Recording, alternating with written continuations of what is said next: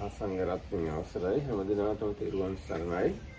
අපි සාකච්ඡා කරමින් සිටියේ දුක පිළිබඳව. ඒකේ කොටස් තුනයි. දුක්ඛ විපරිණාම දුක්ඛ සංඛාර දුක්ඛ.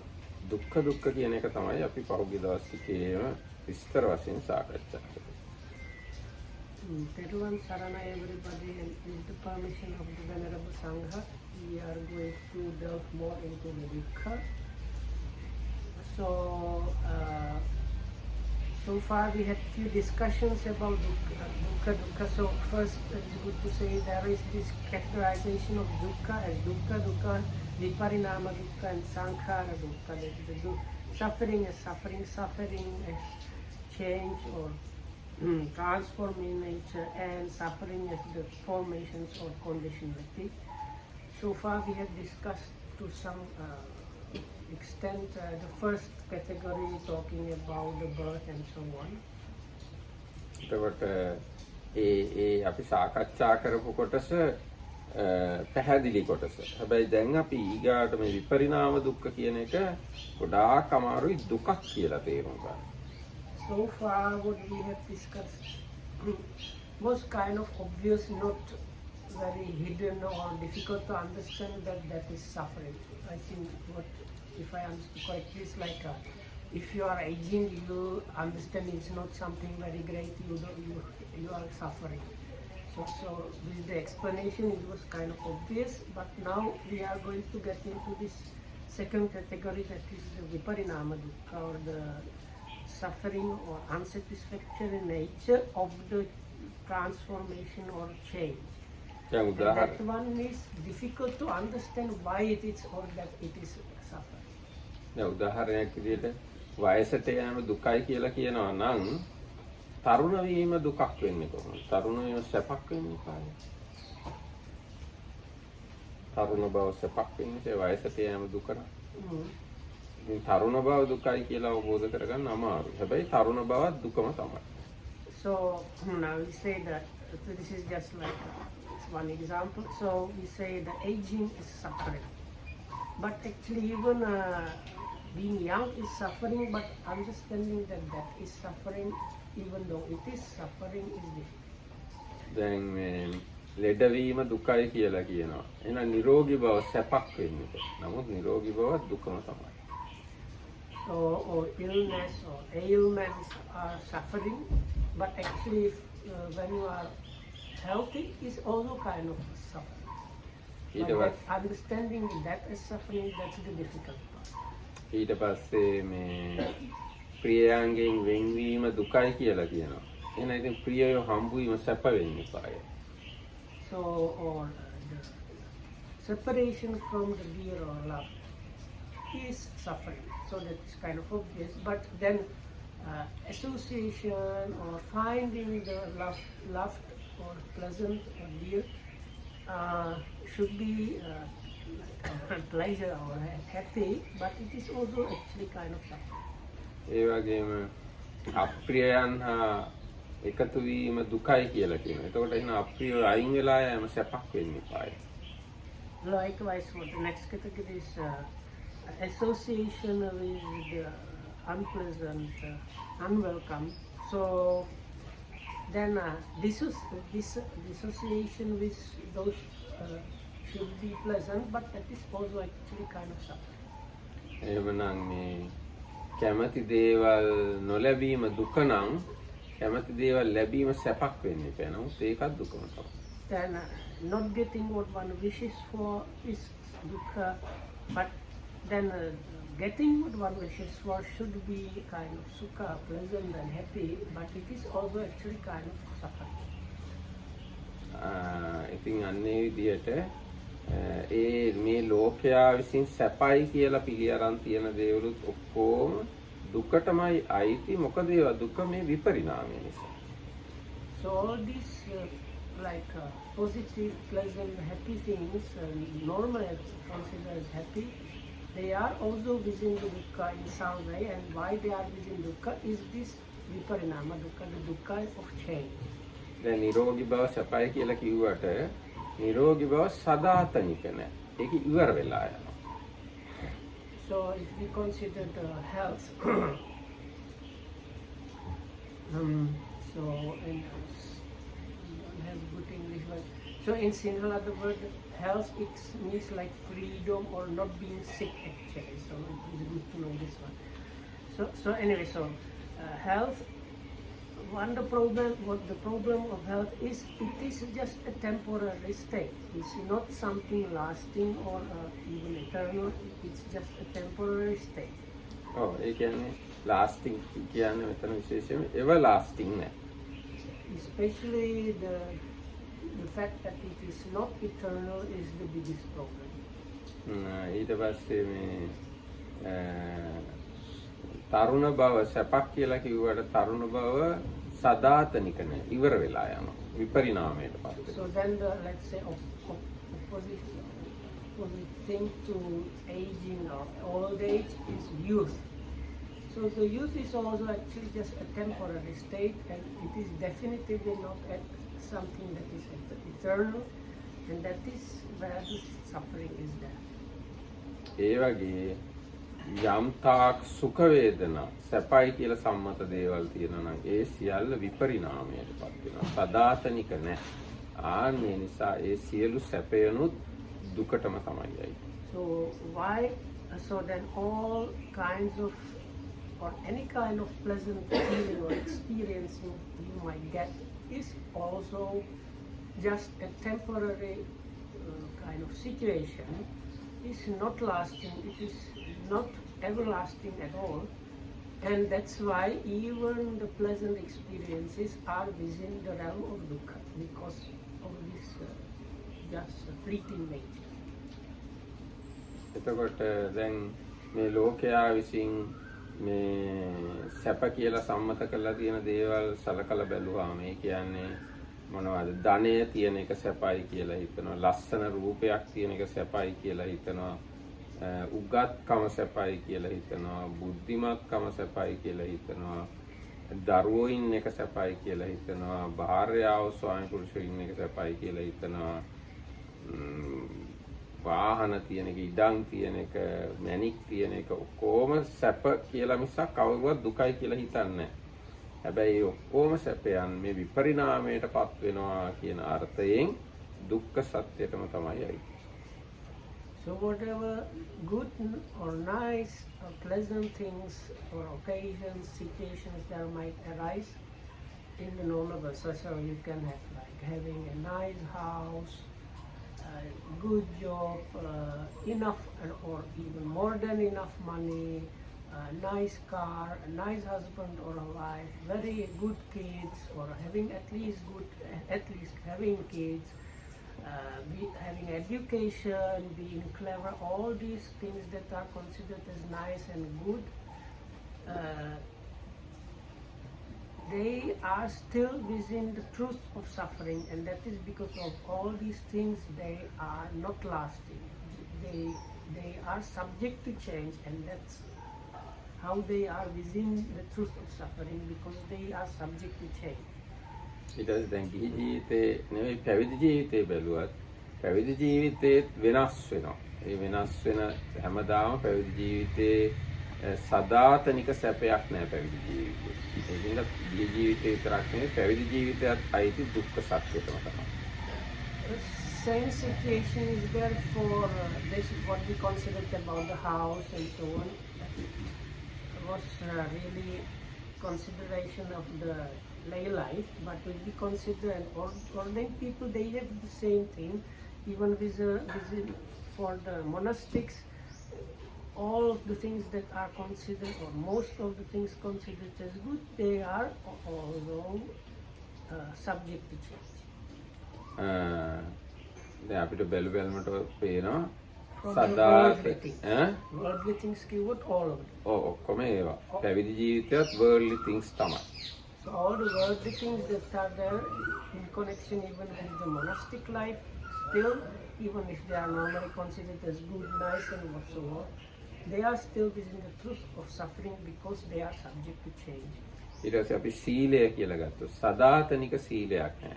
සමහරලාට මේ ගොඩාක් සිල්වත් අය ටික කාලෙකදී දුස්සීල බවට පත් වෙනවා. සීලේ උස් පහත් වීම වෙනවා, වෙනස් වීම වෙනවා.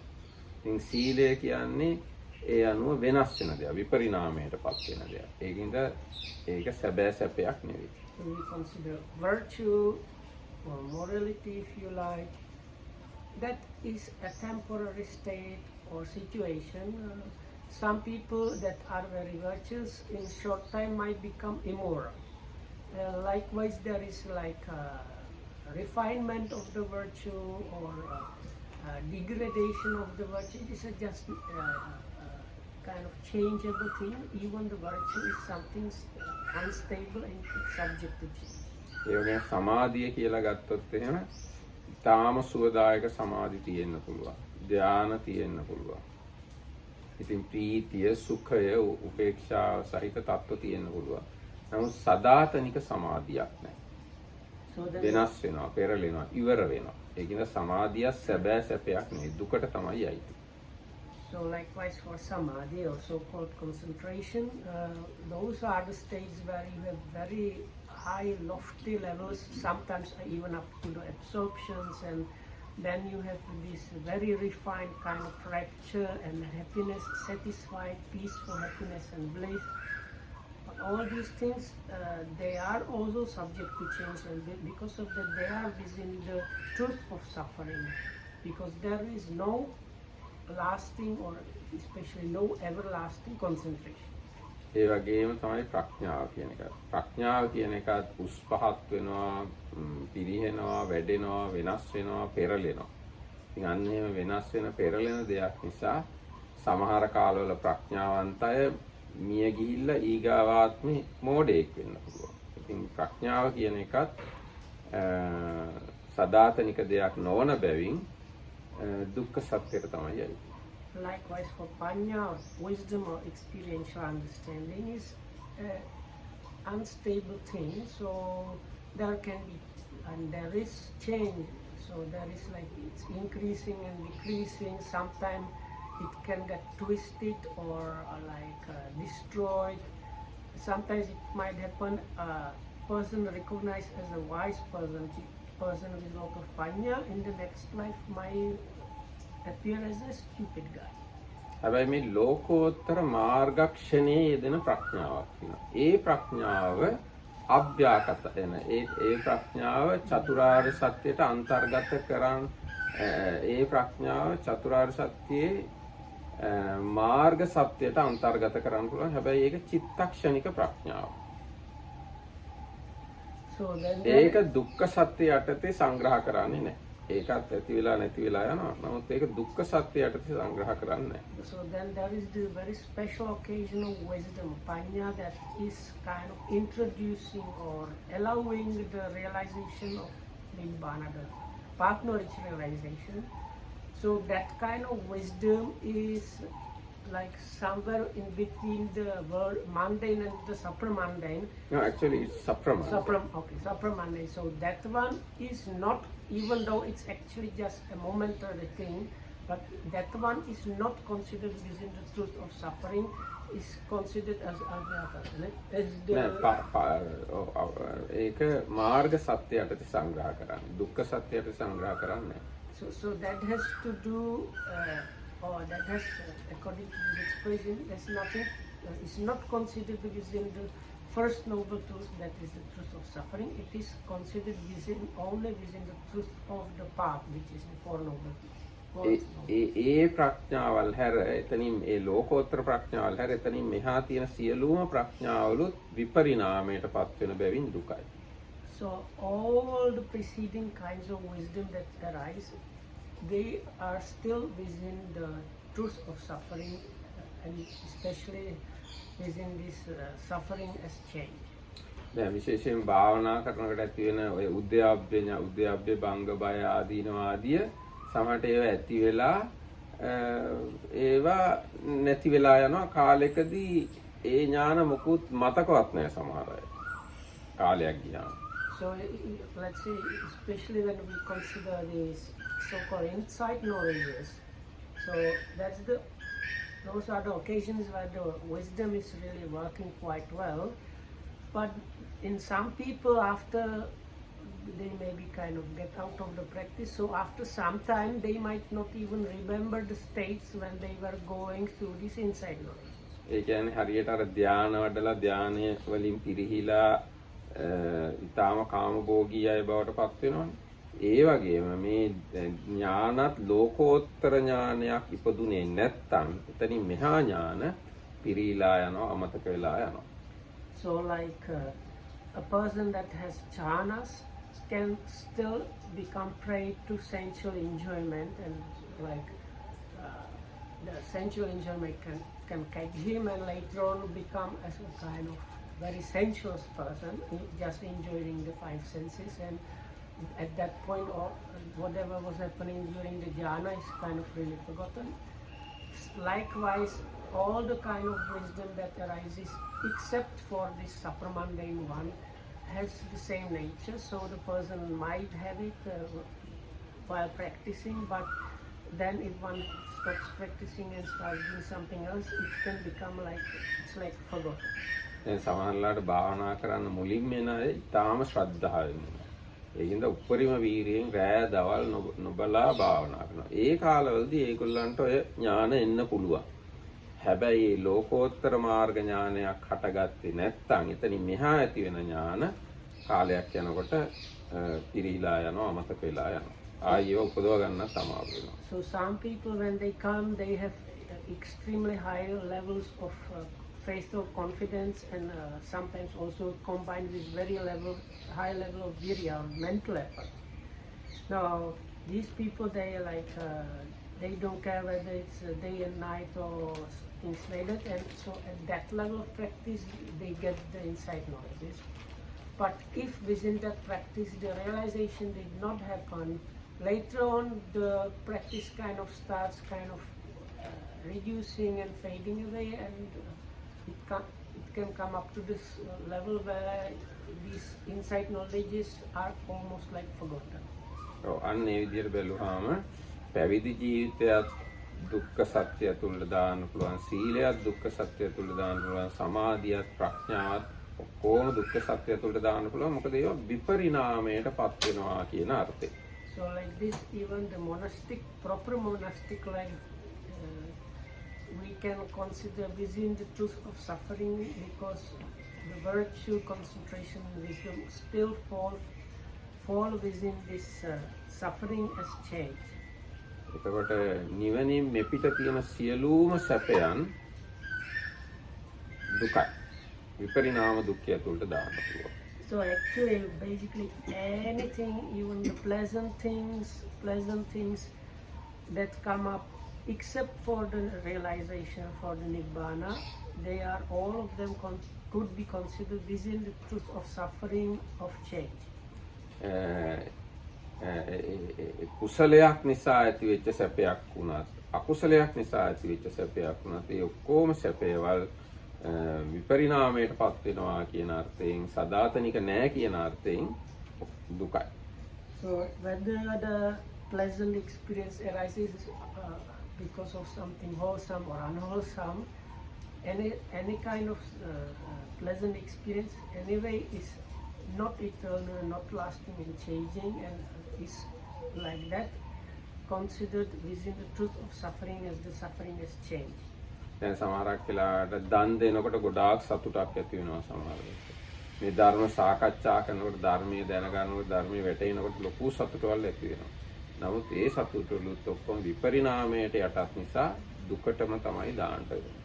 So sometimes people when they engage with some alms giving or big acts of generosity, during the alms giving or organizing these things, they might experience a lot of joy arising because of that. Or people listening to some Dhamma talks, they might get a lot of faith or joy out of the Dhamma talks, but even those pleasant, joyful states and occasions, they are still subject to change, and hence they are considered within the truth of suffering. ඒ වගේම දැන් හාමුදුරුවෝ වශයෙන් ඔය උග්‍ර ප්‍රතිපත්ති පුරනකොට දූතාංග රකින්නකොට ඊටාම කායික වාචික සංවර වෙනකොට බ්‍රහ්මචාරී වෙනකොට විශාල සතුටවල් ඇති වෙන්න පුළුවන්. හැබැයි ඒව වුණත් විපරිණාමයටපත් වෙනවා කියන අර්ථයෙන් දුකයි කියලා කියන්න පුළුවන්. So likewise, the monastics, they can have similar experience. Their practice is very pure and you feel very uplifted. You have the very simple life where you just follow your practice and observe the rules, maybe even these dutangas, and it gives you this kind of bright, almost ecstatic, very joyful, energized level. But that one is also within the truth of suffering, because that one is also subject to change. ඉතින් ඔන්න ඔය විදිහට විපරිණාම දුක්ඛය කියලා දුකේ තව කොටසක් තියෙනවා. ඒ කියන්නේ මොන සැපයක් තිබුණත්, එක මොන දුකක් තිබුණත් ඒ සියල්ලම විපරිණාමයටපත් වෙනවා. පෙරලෙන ස්වභාවය, අන්‍යතාභාවයකටපත් වෙනවා. ඉවර වෙලා යනවා. ආන්නේ අර්ථයෙන් ඒ ඔක්කොම දුකයි.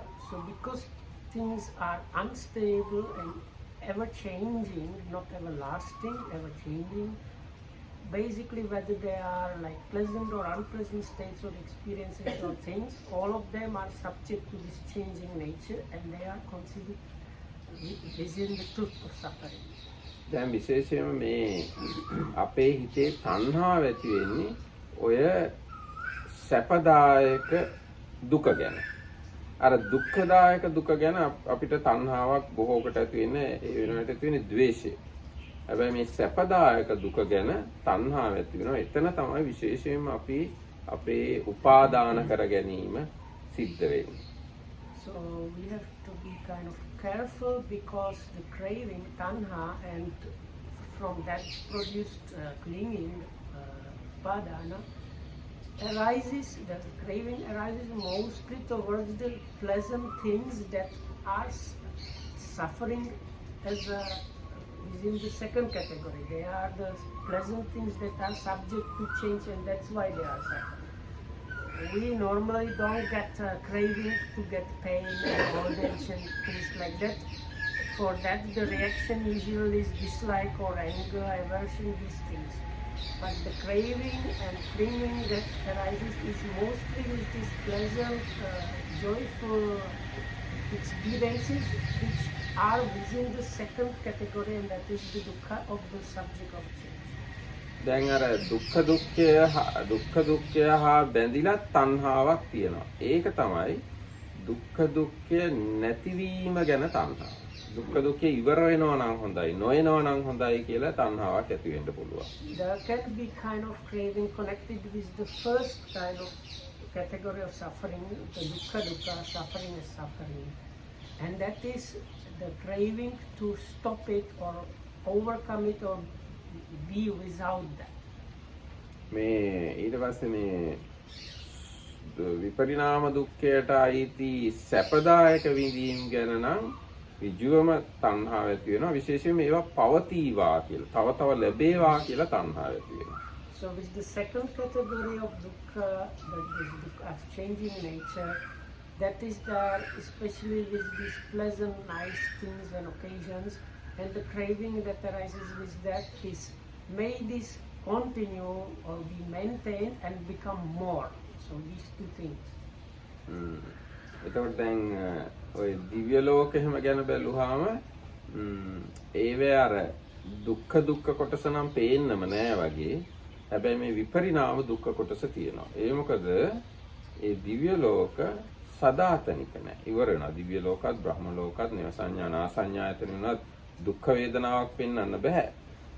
අර ජරා මරණ ශෝක පරිදේව පෙන්වන්න බෑ ඒව. ඒ වුණාට ඒව ඔක්කොම ඉවර වෙලා යනවා කියන අර්ථයෙන් විපරිණාමයටපත් වෙනවා කියන අර්ථයෙන් දුක්ඛ සත්‍ය යටතටම තමයි දාන්නේ.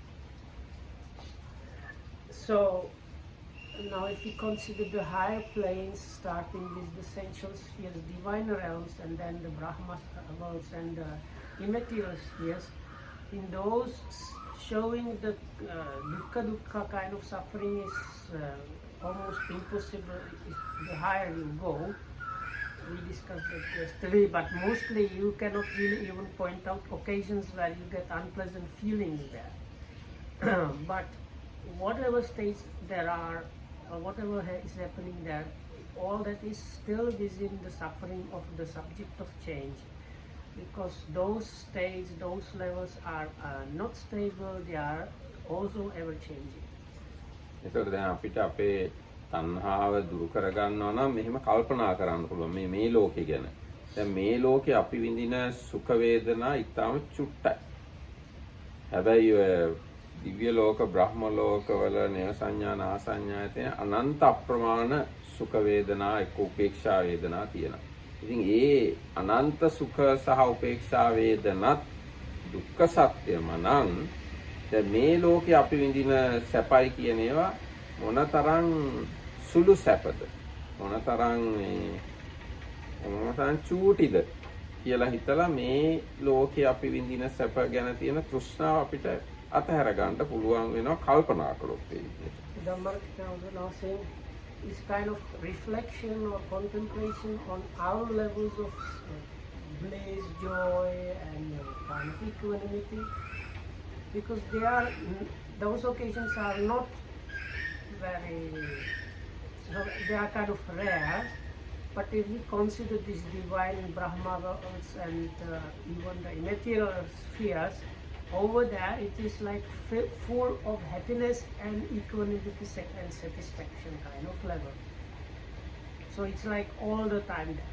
So if you consider how much pleasure, bliss and equanimity they get to experience there and compare it with the kind of happiness we get to experience here, our level and our amount of happiness is very kind of like, it's so small, it's almost incomparable. ඉතින් මේ දැන් එහෙම and if you consider this way, what if you normally might get craving for the happiness and pleasure that you can experience in the human realm, if you consider in this way, you might overcome the craving for the human level kind of happiness. ඒ කියන්නේ අපිට එහෙම නුවණින් කල්පනා කරලා එක්ක අපි යෝනිසෝ මනසිකාර කළත් විශාල තෘෂ්ණා කොටසක් දුරු කරගන්න පුළුවන්.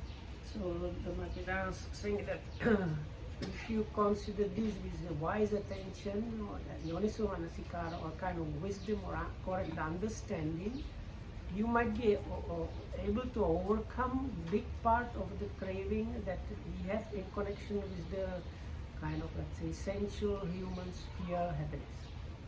දැන් හැබැයි ඒ වුණාට දැන් අපි භාවනා කරන්න ගියාම අපිට යම් කිසි සුවදායක තත්වයක් ඇති වුණාම එක්කෝ යම් සමාධි මට්ටමක් ඇති වුණාම ඒව අතහැර ගන්න හරිම අමාරුයි. හැමතිස්සෙම ඒක තමයි නියම භාවනාව. අන්න එතෙන්ට තමයි මම එන්න ඕන.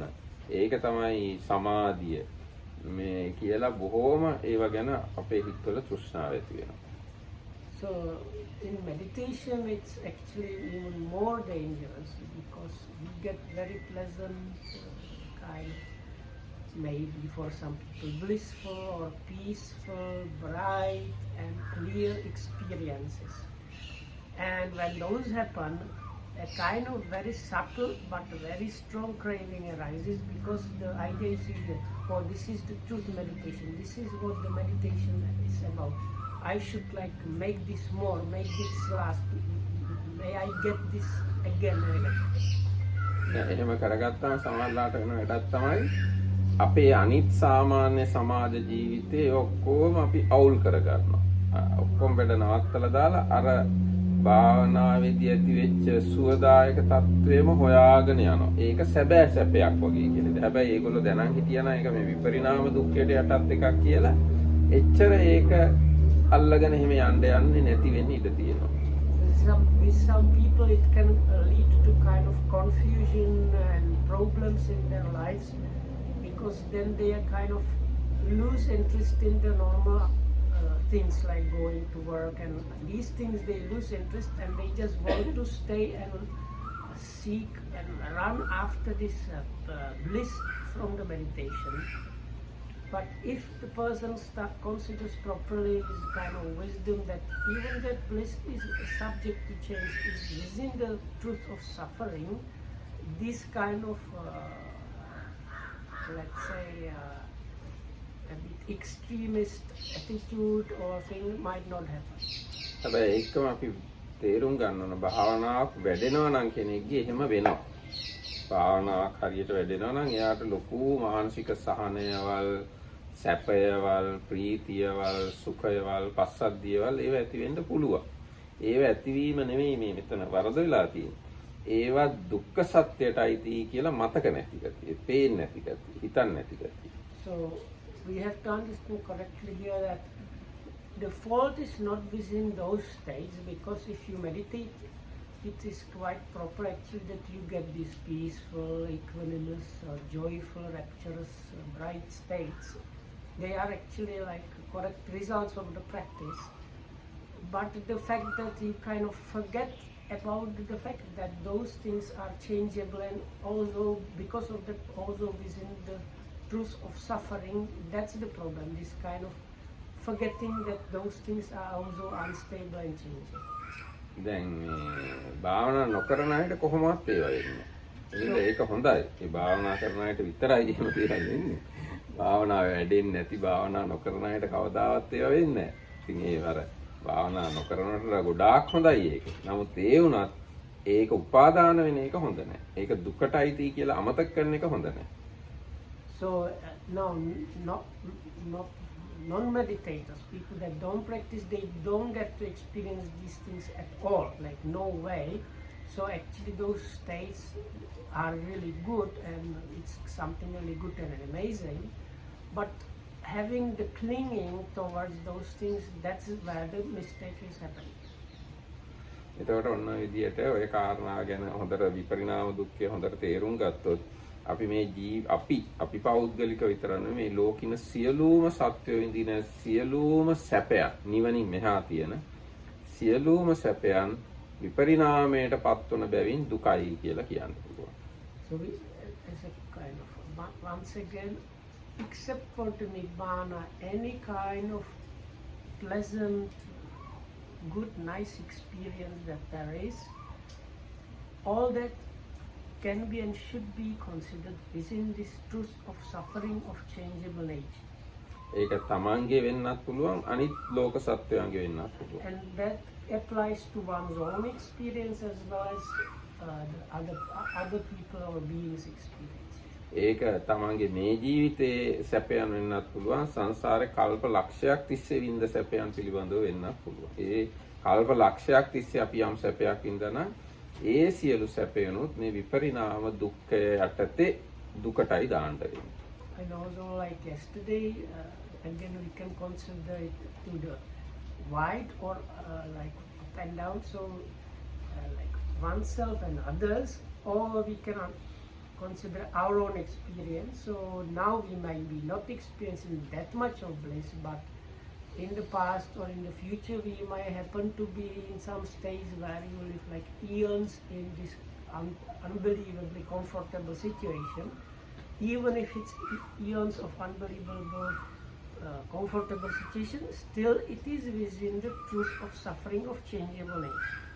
දැන් මේ මම අතීතයේ පැත්තෙන් කිව්වේ අනාගතේ රහත් වෙනකම් එහෙම අපි අනාගතේ නිවන දැකලා පිරුණුවම් පාන දවස වෙනකම්ම යම් තාක් සැපයන් අත්දකින්නවා නම් ඒ සියලු සැපයන් විපරිණාමයටපත් වෙන නිසා අනාගතේ සම්පූර්ණයෙන්ම දුකයි. So except for the supramundane occasions in the future, if you will be so lucky as to get them, so any kind of pleasant, comfortable, nice thing in the future still will be subject to change and hence within the truth of suffering. එතකොට මුළු සංසාරෙම දුකයි. සැප කියලා එකක් සංසාරේ ඇත්තේම නැහැ. ඔය කාරණා දෙක වෙලෙ. So whether you go one's own experience, past, present, future, or one's own and others, whichever direction you go, except for the supramundane, the whole of the samsara is full of this suffering as changeable nature. ඊට පස්සේ අපිට පුළුවන් මේ සංඛාර දුක්ඛ කියන එකට යන්න. So then the next category was called Samkhara dukkha, which is difficult to translate. It's like suffering as the formation or as the conditionality. ඒ කියන්නේ ඔය සියලු දුකත් සැපත් පංචස්කන්ධය හා ප්‍රතිබද්ධයි. So දැන් දුක්ඛ දුක්ඛයත් විපරිණාම දුක්ඛයත් ඔය ඔක්කොම දුක්ඛය රූප වේදනා සංඥා සංකාර විඥාන ඇතුලේ තමයි තියෙන්නේ. So all these two preceding categories of the dukkha and viparinama dukkha, the suffering as suffering and suffering of the changeable nature, all of them they are there within the five aggregates, within the form, feelings or experiencing, perception, formations and consciousness. සංඛාර කියලා කියන්නේ ඒ පහට. So here the word sankhara in the definition is another word for those five. එතකොට දැන් අපි අහලා තියෙනවානේ සබ්බේ සංඛාරා අනිච්චාති සබ්බේ සංඛාරා දුක්ඛාති කියලා. ආන්නේ එතෙන්දි සබ්බේ සංඛාර කියලා කියන්නේ රූප වේදනා සංඥා සංකාර විඥාන පහට කියන වචනයක්. So although the explanation goes like this, this is what we chant every day, and it's one of the very popular and well-known chants. It's from Dhammapada. It goes like all formations are impermanence. Once you see this correct wisdom, this is the way of purification, something like that. At the beginning is the literal translation.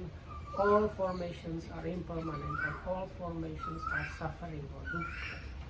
So in there the word formation or formations or all formations again refers actually to the five aggregates. දැන් මේ ධම්මචක්ක සූත්‍රයෙන් බුදුරජාණන් වහන්සේ ජාතිපි දුක්ඛ ජරාපි දුක්ඛෝ ආදී වශයෙන් කියලා අන්තිමට ඉවර කරන්නේ සංකිට්ඨේන පංච උපාදානස්කන්ධා දුක්ඛා කියලා. සංකිට්ඨේන පංච උපාදානස්කන්ධා දුක්ඛා කියන එකෙන් අදහස් කරන්නේ මේ සංඛාර දුක්ඛ කියන එක විශේෂයෙන්. So in this definition we were using in the discussion, and that's available in the first Buddha's discourse, the famous Dhammacakkappavattana Sutta, or the setting in motion of the wheel of Dhamma, where the Buddha gives explanation about dukkha. He mentions this like birth and so on that we have done before, and then is like in short the five aggregates subject to clinging are dukkha. So this part actually is special like reference to this third kind of suffering, and that is the sankhara dukkha.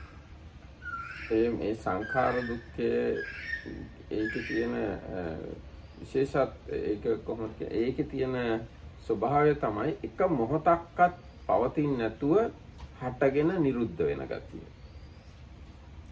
රූපයත් එහෙමයි. රූපයත් එක මොහොතක්වත් පවතින්නේ නැහැ. වේදනාත් එක මොහොතක්, සංඥා සංකාර විඥාන කිසි දෙයක් එක මොහොතක්වත් එක විදිහට තියෙන්නේ නැතුව හටගනිමින් නිරුද්ධ වෙන ස්වභාවයෙන් යුක්තයි. So these five aggregates are of the nature of ever kind of arising and passing away. These words are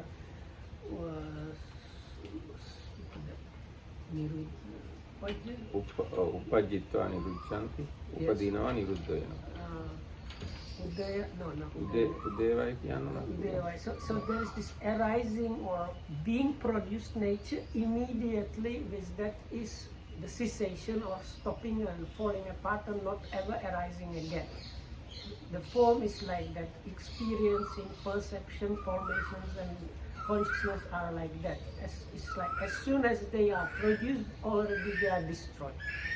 So there is not even like two moments next to each other, whereas anything lasts from one moment to the another moment. හැබැයි ඒ බව විශේෂ කරගන්න බෑ මොකද ඒවා ගොඩවල් වශයෙන් තමයි හටගන්නේ. ඒවා සන්තති ගණය, කිච්ච ගණය, ආරම්මන ගණය ආදී වශයෙන් ඝන වලින් වැහිලා තියෙනවා.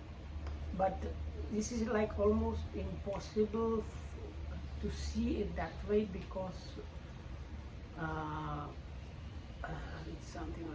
we get the experience and understanding and about the experience in bunches. So it's not as like single one. So දැන් උදාහරණයක් විදිහට මේ අපිට මේ ඇහැට පේන කනට ඇහෙන මේ ඔක්කොම සංඛාර කියන එකට දාන්න පුළුවන්. හැබැයි අපේ ඒ ඇහැ කන නාසය ආදී ඉන්ද්‍රියන් ඒව අර මූලිකම ස්වરૂපය ග්‍රහණය කරගන්න තරම් මේ ෂාප් නැහැ. ඒ කියන්නේ චිත්තක්ෂණ වශයෙන් අෂ්ටකලාප වශයෙන් එහෙම විශේෂ වෙන්නේ නැහැ අපිට.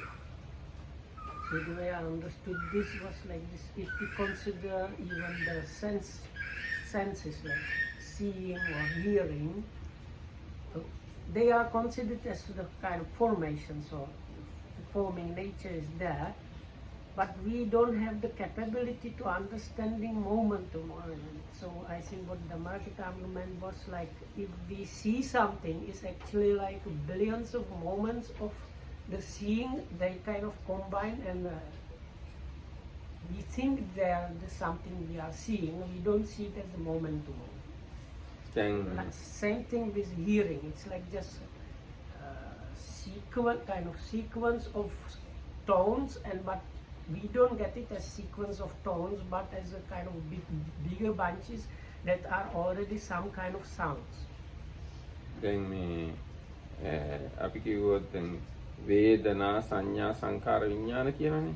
වේදනාවේ කුඩාම යුනිට් එකක ආයුෂ විය හැක්කේ එක චිත්තක්ෂණයයි. මොකද සිතක තමයි වේදනා චෛතසිකය තියෙන්නේ. සිතක ආයුෂ එක චිත්තක්ෂණයයි. එහෙනම් වේදනා චෛතසිකය ආයුෂත් එක චිත්තක්ෂණයයි. නමුත් එහෙම පේන්නේ නැහැ සාමාන්‍ය මිනිස්සුන්ට. Likewise for feelings or experiencing, so the lifespan of an experience is one mind moment, because feeling or experiencing is a mental factor, and a lifespan of mental factor is one mind moment really. But when we experience or feel something, most of the normal people don't feel it as one moment. ඒකයි අපිට කියන්න පුළුවන් වේදනාව එක චිත්තක්ෂණයයි, සංඥාව එක චිත්තක්ෂණයයි, සංඛාර එක චිත්තක්ෂණයයි, විඥාන එක චිත්තක්ෂණයයි. අන්න එහෙම එක චිත්තක්ෂණයක් පවතින. වහාම හටගෙන නිරුද්ධ වෙන බැවින් සියලු සිත් දුකට තමයි කියන්නේ. අර ලෝකෝත්තර සිත් ගැන පොඩ්ඩක් තව ඒක වෙනස් කර ටිකක් සාකච්ඡා කරන්න පුළුවන්. ලෝකෝත්තර සිත් වලින් මෙහා තියෙන සියලුම සිත් චිත්තක්ෂණික බැවින් වහා හටගෙන නිරුද්ධ වෙන බැවින් මේ සංඛාර දුක්ඛ කියන එකට දාන්න පුළුවන්. So if we leave out the supramundane mind moments aside, because they are that kind of special, and we don't have to consider, cannot consider them as this, but any other kind of mental mind moment except for the supramundane that there is, all of them are within this as soon as being produced, being destroyed nature of the sankhara. දැන් ලෝකෝත්තර මාර්ගක්ෂණත් හටගෙන වහාම නිරුද්ධ වෙන බව හැබැයි නමුත් ඒවා මේ දුක්ඛ සත්‍ය යටතට දාන්නේ. ඒකයි. So the difference is there similar as with the viparinama dukkha. So the supramundane occasion is also actually momentary occasion, but that one is not considered as within the truth of suffering within this explanation. ඒ වගේම තමයි දැන් ඒ වේදනා සංඥා සංකාර ගැනනේ අපි කිව්වේ. ඒ වගේම තමයි රූපයක ආයුෂ වැඩිම ආයුෂ චිත්තක්ෂණ 17යි. ඉතින් චිත්තක්ෂණ 17 කියලා කියන්නේ අපිට කොහොමවත් හිතා ගන්න බැහැ. ඉතාම සුළු කාලයක්. ඉතාම සුළු කාලයක් පවතින රූප වලින් තමයි මේ සමස්තය අපිවයි අනිත් අයවයි ඔක්කොම හැදිලා තියෙන්නේ. දැන් තියෙන දේවල්. So then for the materiality, it is 16 times slower than the mentality. So they say චිත්තක්ෂණ 17යි. 17යි. That's 16. 17. Sorry, 17. So it's 17 times slower. So there is something like a mind moment, so there is like a matter moment, and that one, within the one matter moment, 17 mind moments already happen. So you see how this mind moment is something extremely fast and fleeting. ඉතින් මේ mind මොමන්ට්ස් නෙවෙයි චිත්තක්ෂණ ඒවා නෙවෙයි රූපත් ඒ වගේම ඉතාම වේගෙන් හටගෙන බිඳෙනවා. Or you can look at it the other way around, how much the mind movement is extremely fast. So even though it takes 17 of them, 17 of mind movements is still extremely fast. So even the matter movement is very fast. අන්න ඒක තමයි සංඛාර දුක්ඛ කියලා කියන්නේ. So both the matter moment and mind moment, anyway, is there anything that is there within the matter lasts for one matter moment, and anything mental is there only for one mind moment. Nothing lasts for 2 moments, and that is what is called the Samkhara dukkha, or the dukkha of the conditionality or formation. ඒතකොට දැන් මේ මෙතන වාඩි වෙලා ඉන්න අපි මේ අපේ ඇස් වලට පේන දේවල් මේ ඔක්කොම රූප කියලා යමක් තියෙනවනේ ඒ සියල්ල ඔයගේ ඉතාම සුළු වෙලාවක් පවතින දේවල්. So whatever when we sit here and listen to the Dhamma talk, whatever basically can I say sensual data? Whatever sensual data we get is connected with the materiality, and that is just all of them are fleeting moments. එතකොට දැන් අපිට විශේෂ වෙන්නේ නැති එහා තියෙන අපෙන් එහා තියෙන දැන් මේ අපි භාවනා මධ්‍යස්ථානයේ එහා යම් රූප වර්ගයක් තියෙනවනේ. ඒ ඔක්කොම ඉතාම සුළු වෙලාවක් පවතින රූප. So I don't know if I understood correctly. So I understood this way. So now we have we can say the first-hand experience which we can get out of our surroundings, but even the matter that is not within our surroundings is more far. Even that matter is still just lasting one matter moment. ඊට පස්සේ දැන් අපි හිතමු නිකන් හිතමු කළා මේ අපේ පොළොව පෘථුවියක් තියෙනවනේ. පෘථුවියයි ගන්න රූප වගේක් තියෙනවා නම් ඒ සියල්ලත් අර ඉතාම සුළු චිත්තක්ෂණ 17. ඊට පස්සේ අපි හිතමු මීරා හඳ තාරකා කියලා විශ්වයක් තියෙනවා කියලා. ඒවැත් තියෙන රූප නම් පටවියාපෝ තේජෝ වායෝ නම් ඒවත් අර චිත්තක්ෂණික රූප තමයි. චිත්තක්ෂණ 17ක් කියයි රූප තමයි. එතකොට සමස්තයම ඉතාම වේගෙන් හටගනිමින් බිඳෙන රූප වගේක්. I got lost about the චිත්තක්ෂණය. නෑ දැන් චිත්තක්ෂණ කියලා කිව්වේ දැන් රූප මනින්නේ චිත්තක්ෂණ උපයෝගී කරගෙන රූපය ආයුෂ චිත්තක්ෂණ 17යි කියන එක අදහස් කරන්නේ රූපය ආයුෂ ඉතාම චුට්ටයි කියන එක. ඉතාම චුට්ටක් ආයුෂ තියෙන රූප වලින් තමයි මේ අපිවයි පොළොවයි ඉරහඳ තාරකයි ඔය ඔක්කොම හැදිලා තියෙන්නේ. So whatever is there, whether it's us, the earth, the sun, the solar system, the Milky Way galaxy, or the whole universe, the matter, let's say the physical, if you like, is all of these things. They are just moments of matter that last only these 17 mind moments, and that is again within the Samkhara dukkha. ඊට පස්සේ ඒ දැන් මේ අපිට තියෙන විශ්වය කියමුකෝ. ඉස්සර විශ්වයක් තිබුණා. ඉස්සර අපි හිටියනම් ඉස්සර අපේ ඇඟවල් රූප තිබුණා. ඒව ඔක්කොමත් ඔය විදිහේ චිත්තක්ෂණික හෝ චිත්තක්ෂණ 17ක හෝ රූප තමයි. So whatever world and us might have been there before, that physical part was still the same, lasting only the matter moments, which are the 17 mind moments.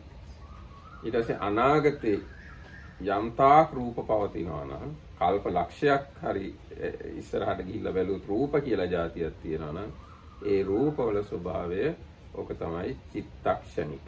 The same way for the future, even in the future. So if whether it's future or past, even like billions of years to future or past, whatever matter is there, was there or will be there, all that matter was there existing just for the matter moment, which is just this last only for the 6th, 7th mind moment. එතකොට අන්න යාගේ හට ගන්නා බිඳෙන ස්වභාවයෙන් පෙළෙන සමස්තයක් තමයි තියෙන්නේ. So like this, the whole thing again in all directions, like once or experience past and future, once and other experience, and external experience, future, past and present. All of that is just filled with unstable kind of bubbling and what do bubbles do? Rising and No, passing. what do Blast. Blasting. Yeah. Burst. Bursting is just arising, bursting things that don't last. ඉතින් අන්නේ ස්වභාවය තමයි සංඛාර දුක්ඛ කියලා කියන්නේ. සකස් වෙනවා නම් යමක් විනාශ වෙනවා, බිඳෙනවා. Whatever is kind of put together, that is immediately destroyed. හැබැයි මේ කිසි දෙයක් අපේ පියවියස් වලට නම් පේන්නේ නැහැ. But these things, මේ දේවල් අපේ පියවිය naked eye. we cannot see them with our naked eyes. These. ඒවා අපි ධර්මය දැන ගැනීමෙන් නුවණින් කල්පනා කිරීමෙන් සමාධි විපස්සනා වැඩිවීමෙන් තේරුම් ගත යුතු දේවල්. So those things need to be understood by studying the Dhamma and then practicing samatha and vipassana through the strength of the concentrated mind equipped with wisdom or experiential understanding, we start getting those things.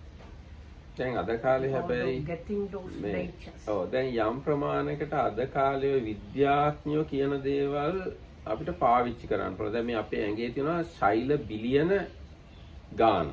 ඒ ශෛල හැමතිස්සෙම බිඳි අලුත් ශෛල උපදිනවා කියනවා. ඉතින් ඒ වගේ මේ විද්‍යාඥයෝ කියන විදිහට මේ ලෝකයේ පරමාණු කියනවා. එක්කෝ ඒ මොනවා හරි බිඳි හට ගන්නා මෙහෙම ස්වභාවයක්. එහෙම නැත්නම් කියනවා මේ ශක්ති පැකට් කියලා එකක්. අර ක්වොන්ටම් ෆිසික්ස් වල. ඒගොල්ලොත් මේ ඒගොල්ලෝ විද්‍යාඥයෝ කියන හැටියට මේ ඝන තද මේ කණු ගස්වැල් මිනිස්සු සත්තු එහෙම එකක් නැහැ කියලා කියන්නේ. ඒ කියන කාරණායි මේ කාරණා අතර කිසියම් මේ එකඟ බවක් පේන්න තියෙනවා. Now there is some kind of agreement in the Buddhist Dhamma and the recent science. So if we go to the course level, the biologically we are the body is comprising of billions of cells, and these cells are always like dying and being reproduced.